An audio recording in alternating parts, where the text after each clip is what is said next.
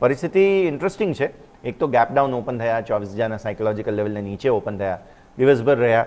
હવે જેમ જેમ આપણે 2:30 વાગ્યાનો સમય આવી રહ્યો છે, એવું લાગે છે કે ફરી એકવાર માર્કેટ્સ ઉપર જવાનો પ્રયત્ન કરે છે.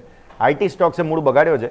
સર, તમને એવું લાગે છે કે ટેમ્પરરી આજનો દિવસ હતો, જે ઝટકો હતો તે સહન કરી લીધો, આપણે આગળ હવે સોમવારથી ફરી તેજીની ચાલ વિચારવી જોઈએ? ડેફિનેટલી યશભાઈ, મને એવું લાગી રહ્યું છે કે એકચ્યુઅલમાં ગઈકાલ માર્કેટનું ક્લોઝિંગ ખૂબ જ સાઉન્ડ હતું, બટ એસેન્જરની જે રીતે કોમેન્ટ્રી આવી, રિઝલ્ટ ની વાત થઈ, એના કારણે આઈટી સેક્ટરમાં મેસિવ ઘટાડો આવ્યો છે અને એના કારણે જ આજે માર્કેટ ડાઉન છે.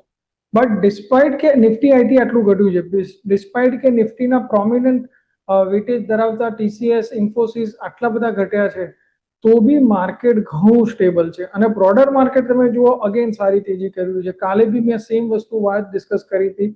આજે પણ બ્રોડર માર્કેટમાં તમે જુઓ 50 કરતા વધારે સ્ટોક્સ 52 વીક કાં તો લાઈફ હાઈ લગાવી રહ્યા છે, which indicates કે બ્રોડર માર્કેટમાં ટ્રેન્ડ ખૂબ જ પોઝિટિવ છે. એઝ ઓફ નાવ એક સારી વાત એ થઈ રહી છે કે ચાઇનામાં પણ મંદી થઈ રહી છે.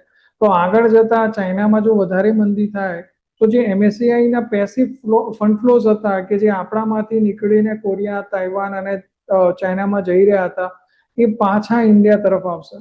તો મારા હિસાબથી હવે મોમેન્ટમ મારા હિસાબથી માર્કેટનું ઓવરઓલ ખૂબ જ સારું થયું છે. ડેફિનેટલી નિફ્ટી આઈટીમાં વીકનેસ છે, બટ જો તમારો હોરિઝોન 3 થી 4 વર્ષનો હોય તો નિફ્ટી આઈટી અત્યારે સારા વેલ્યુએશન પર મળી રહ્યા છે.